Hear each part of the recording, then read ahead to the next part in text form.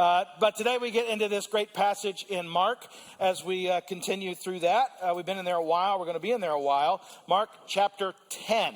So be finding your way over there if you're using a Bible on your phone, or maybe you're watching at home. But you know what? Do yourself a favor. Really do the Bible on the phone. Don't be doing Instagram or Instacart or any of the Instas like you came here. Don't cheat yourself. And don't do that to me. I know it. I know when you are, okay? I don't really, but I feel like I do. As we get into Mark 10, we got this particular passage. Here's what I titled it. I have a quick question. I have a quick question. Have you ever had a quick question for somebody? Just real quick, let me get your opinion, right? Stuff like that. Or maybe have you ever been asked a question and you know they're not ready for your answer? Just give me a little hand if you're ready. Okay, first service, bit good at hands, all right? Do you ever surprise somebody with your answer? Or you know they weren't ready for your answer? Now, I took the liberty of writing down some real actual questions that I get. And you guys are going to have some fun for the next 25 seconds. After that, no more fun. But for the next 25 seconds, you're going to have fun. I want you to guess my answers to the following questions. All real answers, all yes or no, okay? Yes or no. All right. Pastor Mark, will you help me move? No, I will not. Sorry. I'm not even sorry about that. I will not. But I do expect you to help me. All right. Next one. Pastor Mark, did you have time to read my theory on the end times? I handed you a 17 single-spaced, double-sided pages. No. No, I did not have time. Oh, I had time. I just didn't do it because I went to seminary.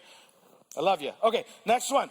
Pastor Mark, I sent you a video on Facebook Messenger about who I think the Antichrist is. He is insert world leader. It's an hour long. Will you watch it? No, I will not. Stop sending me Facebook Messenger videos. I don't want to be one of those people that asks everybody to be my friend on Facebook when I didn't really ask. That's how it's happening, crew. You know that, right? This is a little side note just for you. If your Facebook gets hacked once a week, it's because you're sending those videos. Stop it. All right, next thing. Mark, do you really run, swim, and generally live a fit life? Do you really lift weights? Because you don't really look like it, okay? You don't really look like it. Did you really run a marathon? Did you really run a half marathon? Okay, this one might be a trigger for me, but the answer is yes. Yes, come on, I'm fit. All right, that's a trigger. These are all real questions that I've gotten. How about this one? Mark, when you do public speaking, which is kind of like preaching, you make it look really easy. Will you help me to be a better preacher, speaker, like giver of things at work? Will you help me do that? Yes, of course I will. Just send me a Facebook Messenger request. And we will get right. No. I'd love to help you do that. But do you ever think Jesus got questions like that? Maybe not the Facebook Messenger thing, though they would find him if he was there. Like, they would. Like, do you think he ever did that? Do you think he ever knew the answer to the question they were giving before they asked it?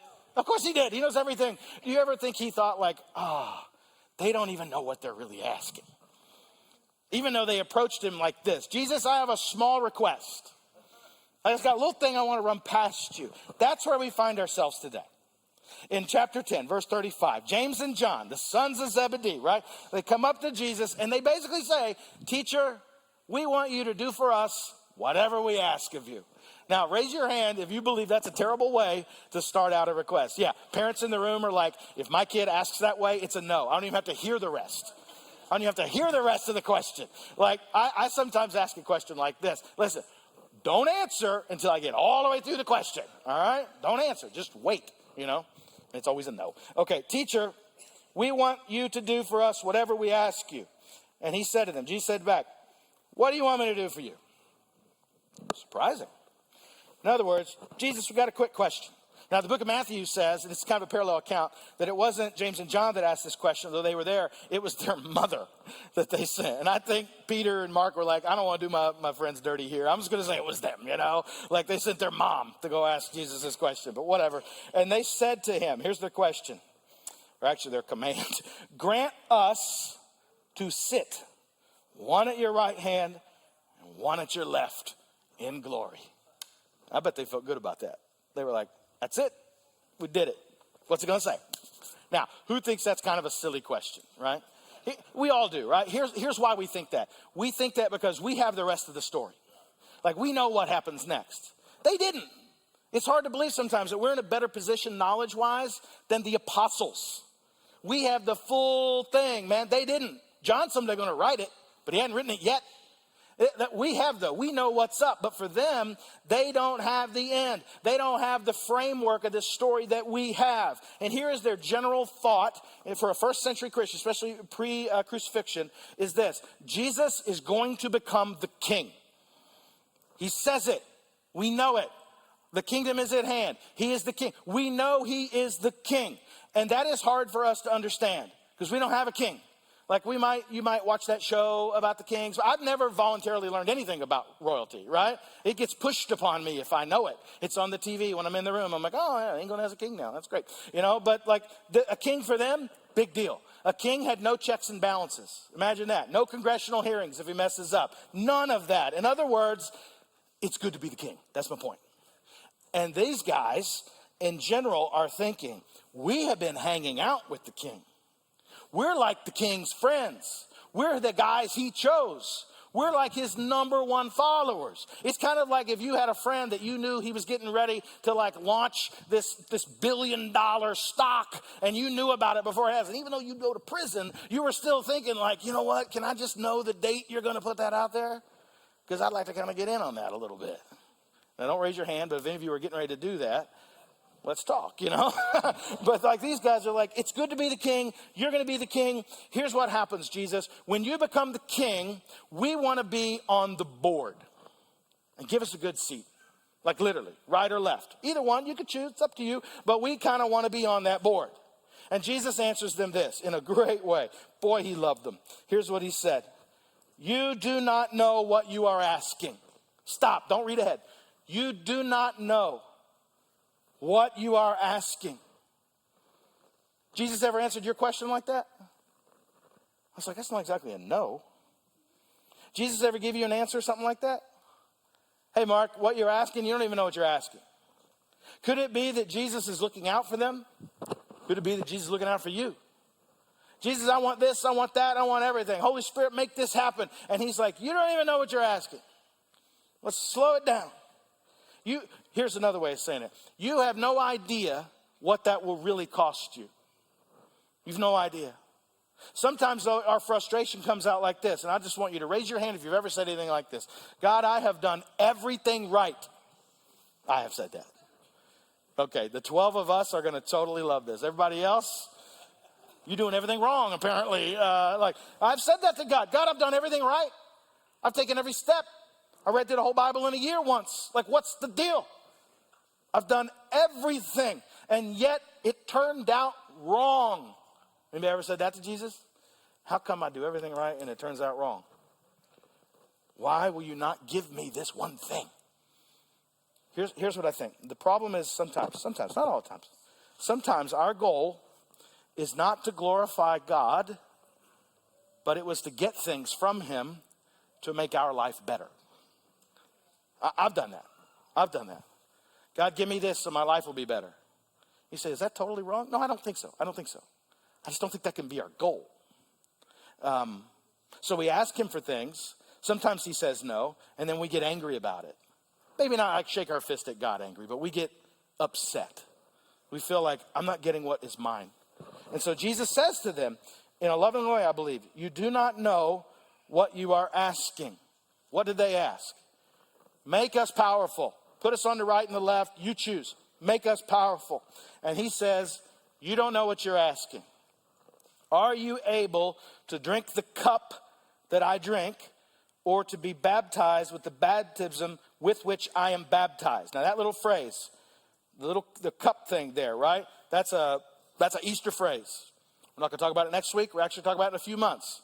In many ways, Easter next week, we're going to preach out of what book? Luke. We literally went over it 10 minutes ago. We're going to preach out of the book of Luke. And then the next week, we're going to actually hit Palm Sunday a week after Easter. We just change it up here, right? Like Easter was too early this year. I couldn't fit it in.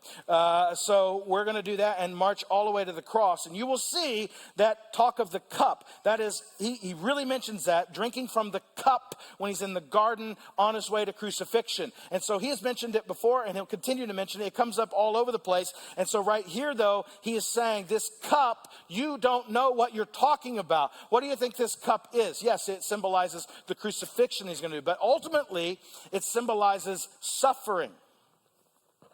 He's talking about suffering. Now, I'm not going to have anybody raise their hands, but none of us like suffering.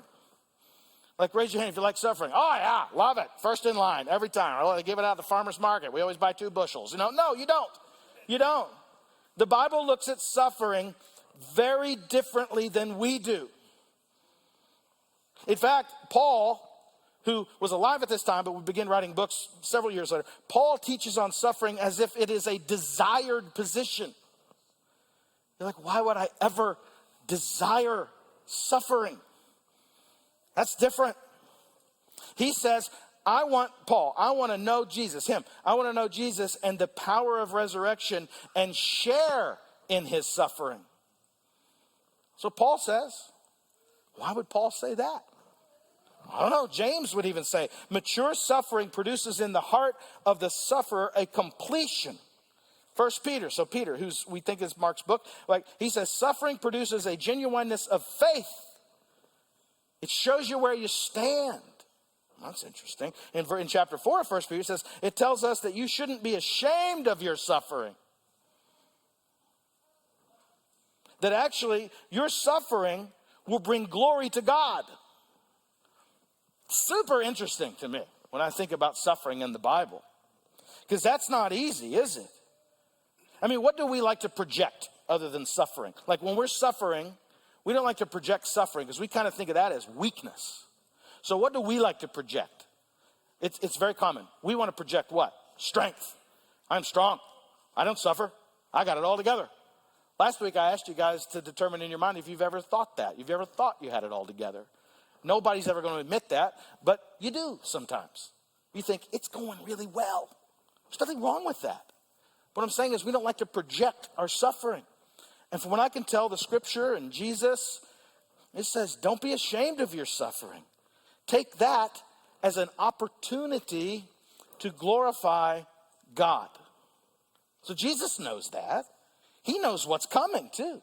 And he asks them, can you really drink of that cup? Like, do you know what's coming? Can you really drink of that cup? Can you really take that kind of suffering? What do you think their answer is? They say, yes, we are able. We're totally able. Sign us up. We can do it. And I think Jesus smiles on the inside. And I think he then says this to them. The cup that I drink, that's a loud door, isn't it? The cup that I drink, you will drink. And the baptism with which I am baptized, you will be baptized. But to sit at the right hand or my left is not mine to grant, but it is for those for whom it has been prepared. That's what he's saying. He's saying, you will drink of the cup.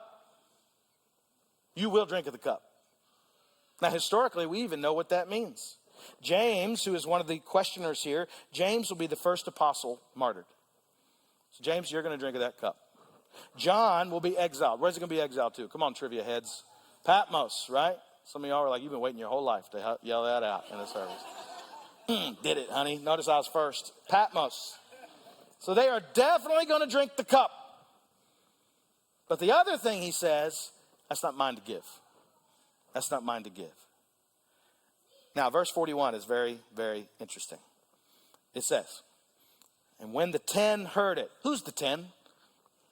The other disciples, right? You got James and John asking the question. That means there's 10 that are standing over on the side that are watching this whole thing. When the 10, they said, they began to be what? Indignant. You got to say it right, though. Indignant, right? At who? James and John. You know what indignant means? You got a pretty good handle on that? It means disgusted.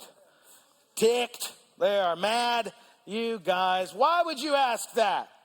We had a good thing going. You're blowing it. Talking about cups. Come on. Listen, I don't think this is so crazy. Here's what I think. I think they were probably angry that they didn't ask first. I think they beat us to the cake. They get the choice slice.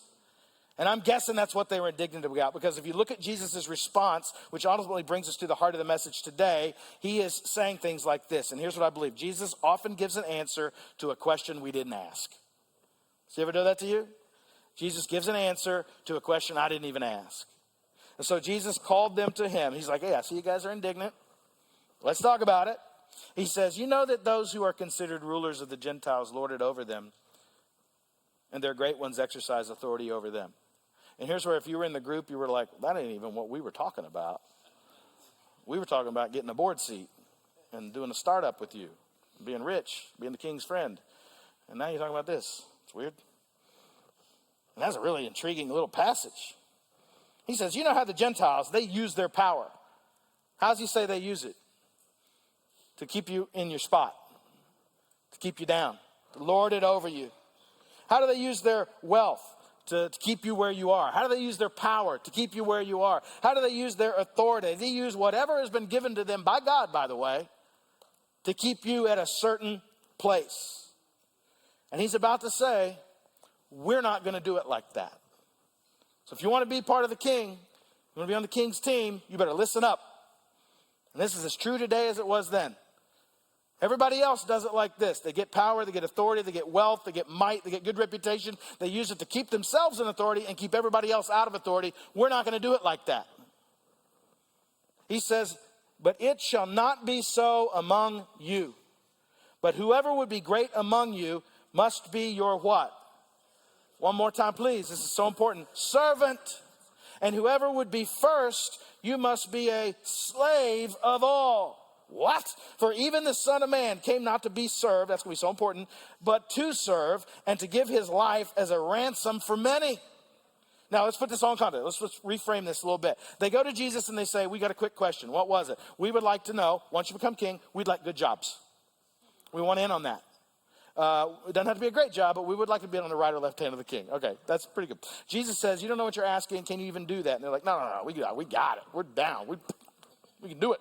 Jesus says, you will drink the cup, but it's not the cup that you think it is. As for left and right, I can't do that. That's not really up to me. But I will watch you squabble over what I just told you, and then I'll begin to tell you what's really up. That we're not just going into Jerusalem for a little getaway. Just go see the big city. Bunch of guys from out of town. Let's go see what Jerusalem's got. No. He says, I've been telling you this over and over and over again. I'm going to Jerusalem for one purpose. I'm going to be delivered to the chief priests, the scribes, and they will condemn me to death.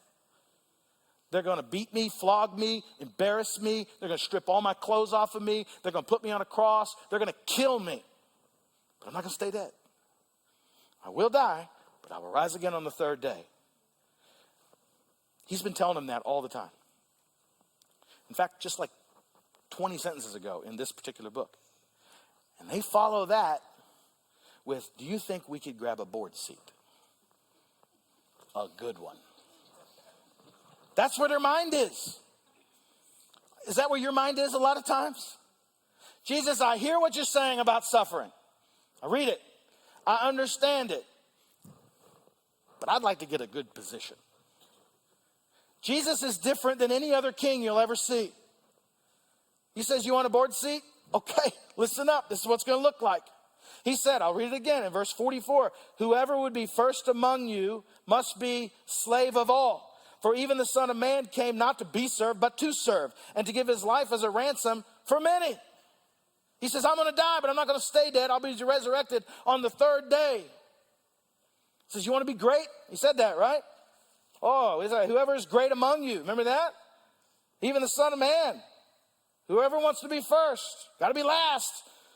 Got to be great among you. How to be great? Be a servant. This is what he's saying. It shall not be so among you. He took this idea of great, like we think of great. Everybody wants to be great. I want to be great. You want to be great. Everybody I know wants to be great at something. But he's saying that is attainable, but here's how you do it. You put everybody in front of you. That's how you do it. He gave that a completely new definition. He says, the way everybody has been doing great, we're not going to do it like that. We're going to be, whoever would be great among you must be a servant. That is as countercultural as it gets. We think of great things, don't we? I got like 3 little areas we think are great. One is physically great, all right? Oh, that guy's fit. Physically great. Some of y'all are in really good shape, aren't you? I know you are. Now watch you. You think you could beat Usain Bolt in the race?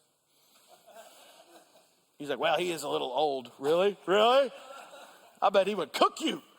Listen, here's what he did once. He ran 100 meters. If you don't know how far that is, that's from behind the end zone to behind the other end zone on a track. He ran that in 9.58 seconds. That's not even long to count if you were counting it out, you know? Like, you play hide and go seek in more seconds. 9.58 seconds. That is a top speed of around 28 miles per hour. And some of you are like, well, I ain't that fast. My car. Okay.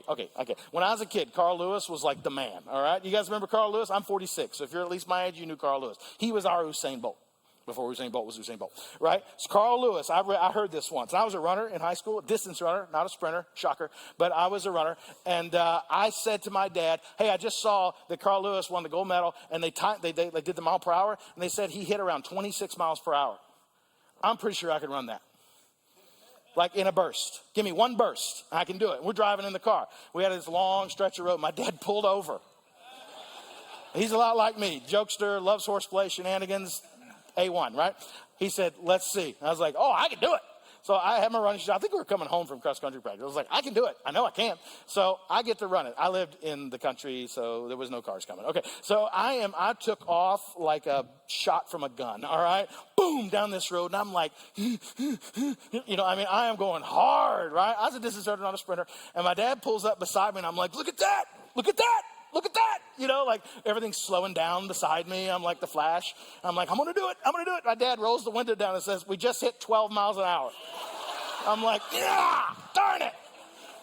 I was spent. Head out the window. Dad, if you're watching, that's one of the greatest memories of my life. Oh, you ain't great. How about this? Wealthy. Wealthy is great, isn't it? So I write these sermons like weeks in advance, and I wrote out Elon Musk, I wrote what he was worth. In the 2 weeks since I wrote it, he made $4 billion more. I had to change it last night. The dude, $4 billion. He's worth 193, according to the first hit that I got on Google, $193.6 billion. If someone gave me $193, I'd be like, wow. I can go to Outback twice, this is great. I would say that he has a few people doing some things for him that are cool, right? I don't think he's spreading mulch, do you? Man, now he's flying rockets. Wealthy is great. How about smart, intelligent? Man, that'd be good. Who do we think of? Einstein. Einstein was smart. He was pretty bright. Did well. Like, you say someone's smart, you say, she's a real Einstein. That's how smart he was. When he died, there was a dude that stole his brain and paid. People had to pay him to go see it.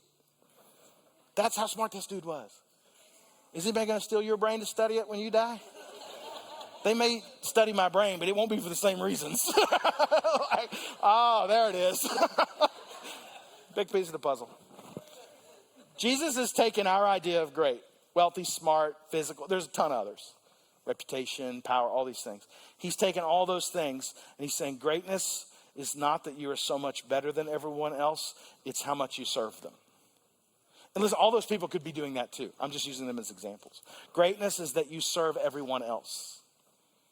Do you know how the Gentiles did it? They propped up those guys. Listen, those guys are cool. They got cool things going on. But Jesus would say, that's actually not what makes them great. What makes you great is when you put everyone else in front of you. And so he would ask us probably, do you still want what you think you wanted when you asked? Oh, you want a board seat? Well, this is what it looks like. Whoever would be first among you must be slave of all. Let's hit that word real quick, right? That word slave. The idea of slave here is best framed as indentured servant, I believe. I don't think it's chattel slavery like we experienced in the United States pre-1900 and throughout history and all over the world. I don't think that. I think it's actually indentured servitude was quite common in the 1700s as well. So was chattel slavery, but this is not what that's talking about. I think it's like when a wealthy landowner, this would be indentured servitude, brings someone over. Typically in America, it was from Europe, immigration, and they would immigrate in, and they would take care of them for 3 to 7 years. They teach them a trade, and everything they did was dependent upon that person caring for them. And they did everything they asked them to do. And then there was something at the end. Typically, they got a piece of land or they knew a trade. And we have a lot of really cool trades in Philadelphia because of this. You should look around, look at your own history. It's really cool stuff. But it's like, wow, that might be what he's saying. It's not the same. That was 1700 years later, but it's hard to really build a bridge there. My point is this. If you want to be great, if you want to be a landowner, if you want a seat on the board, if you want to reign with Jesus, be a servant. Depend on him for everything. Know that you don't eat unless he wants you to eat. Everything. Jesus says, do you want to be great? He is in fact telling them, if you want to be first, you got to be last. It's like, nope, no, everybody wants to be first. I've never signed up for a race and thought, I hope I get last. I know I'm not going to get first. Now, as you get older, they have age groups that you can not win. So it's not only do you not win the overall, you also don't win your age groups. It's like a double whammy. It's fun. It's great, but still do it. We think backwards on this. We don't even have a framework for it. Because we've been trained to see and live in a culture that asks this question first. You ready? What is in this for me? I don't have a problem with that question. I don't think Jesus does either. I think he's saying, valid question, guys. It just shouldn't be your first question. I think he wants us to see what's in it for me. If I follow Jesus, how will it change my life? There's nothing wrong with that. You should be asking that question. But he's saying, if you want to be great, you should serve others. It's so different. Here's what I mean. Because we kind of live in a culture, just, see if you agree with this. I think you will. That every one of us has this little melody that plays in our mind all the time. And mine goes something like this. I am the only one in the world. Everyone else but me. You guys ever see that? You ever sing that? You ever see other people and go, they think they're the only one in the world. This whole world revolves around them. Ask my son. I sing this in grocery stores all the time. See the way, hey, Billy, see how that person has their cart parked sideways and they're nowhere to be found? They think they're the only one in the world. He's like, you're being too judgy. I'm like, you stop that. I'm right. On this occasion, I'm right. You know I am. We do that. You want to break that. If you don't believe that about people, I would suggest to you go work in a restaurant for like a month. You'll find out how evil the world is. You can't get it there fast enough. You can't do it good enough. It won't be on time. It won't be right. And people, they think they're little kings and queens. And this is Buckingham Palace. It's not. It's Applebee's, dude. Like, baby back. It'll be here in a minute. You're just going to have to wait a second. You know what I'm saying? It's Applebee's.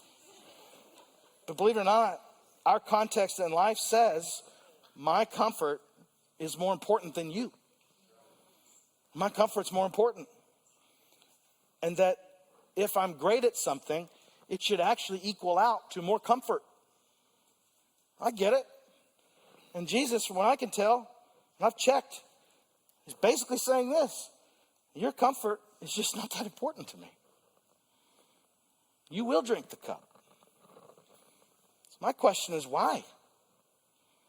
Why is he saying that? Why wouldn't he say something else? Like say, great, it's all for you. That's not what he says. He said, your comfort is not that important. So do you still want what you think you wanted when you asked? Hey, Jesus says, gentlemen, do you guys really think you can do it? He says, for even the Son of Man came not to be served, but to serve, and to give his life as a ransom for many. That's remarkable. That is remarkable to me. This isn't at all what we think is going to happen, is it? Like if this was a movie, if we were all watching like New Testament movie, this week's episode, like here's what we would think is about to happen. Because we would be thinking like, man, they're really pushing Jesus here. He's going to snap. 1 minute. Pharisees, I see the way they're acting. I see the way they're treating him. The Sadducees, I see what they're thinking. This is it. At any minute, he's going to go John Wick, and he's going to take out all of Jerusalem, right? And they have it coming. Not a puppy, guys. That's what every one of us are thinking, that we are on the verge of that happening at any minute. That Jesus is going to push him too far. He's going to say too much, and he's going to lose it. But guess what he doesn't do? He never does that. In the Gospels, instead of being pushed too far, he goes to the cross. It's remarkable to show them what a servant is. He died for them. Remarkable. He doesn't snap. He dies for us. Jesus saves. That's what he does. He uses all that power, all that greatness, all that reputation, and he stops storms, and he heals people, and he feeds people, and he helps the poor. And then he dies for them. Think about the restraint and the patience that Jesus has when they're spitting in his face and he dies for them. Now, if we're going to look at the whole story, that moment does come. It's in Revelation. There will be a day when he comes back with a tattoo on his thigh, fire in his eyes, and the sword in his mouth. And if you want to be on the right side when that happens, Jesus says, learn to serve. Learn to serve. So practically, what does that look like? I think it starts by making a conscious decision to look at others before you look at yourself. You say, well, how might I do that? Okay, start where you live. If you're married, start with your spouse. If you're not married, start with your roommates. Live with your parents, start with that. Your friends, your brothers, your sisters, the people that are around you. Look at your relationships. How am I putting people ahead of myself? Your neighbors, your friends, the people you work with. How am I putting them ahead of myself? If you look at your community, who do I come into contact with in my community? Do I need to go in a rage if I don't get my coffee within a minute in my hand? There's not even a line. Do I need to go in a rage over that? Or is that even a way to just serve? You take your time. I'm in no hurry. I could have made this at home anyway. I chose to come here. That'd be good. How about my church? Do I have the ability at Keystone Montgomeryville? Do you have the ability to serve somewhere here? You know, we counted it up just roughly in our staff meeting this week. 400 people serve at this church. 400. That means 400 people do something. They hold doors. They help park cars. They lead small groups. They lead community groups. People come into their home once a week, twice a month, whatever it is. They do all those things. They play up here. They help us with towels. They say, I can do that. 400 people say, that's worth it for me. We have over 1,000 coming. Takes a lot. Takes a lot. If I'm consciously deciding to look at others before I look at myself, what will that look like in those different spheres of my life? I want to be great. I want to be a great church. I want to be a great pastor. Okay, serve. Serve others. So here's what we're going to pray. We're going to ask God right now, what would this look like? Here's what I think it would look like. I think it would look like the kingdom of God. If we really did that, if we really put people and others in front of us, it would look like the kingdom of God. So as our team comes up, we're going to pray and ask God right now. And you're going to ask. I'm not going to ask for you. You ask. You say, God, what does it look like at my home if I put others first? Let's go ahead and bow our heads. Close our eyes. That'll make it easier for you. We're going to get real practical. What does it look like to do this and live at my home? What would it look like, Jesus, show me, to believe this, to live this, to walk this where I work? How about this? God, what would it look like if I put my boss ahead of me? Or even better, the people that answer to me at work. What if I put their needs ahead of mine? Still going to do my job, still going to do what I got, but they're going to be more important than I am. What does it look like for you to walk in and live in your neighborhood? To go to a restaurant knowing everybody in here is more important than me. Yes, I'm a customer. Yes, I need what I came in to get. Doesn't make me a doormat. But ultimately, in the grand scheme of things, everyone in this room is more important. My hope is that we would really believe and really buy into the teaching of Jesus. And that we would strive for greatness, but it'd be the right type of greatness. Some of you need to make the step to greatness. You need to make it right now. You've been coming maybe for a couple of weeks, and you need to give your life to Jesus Christ.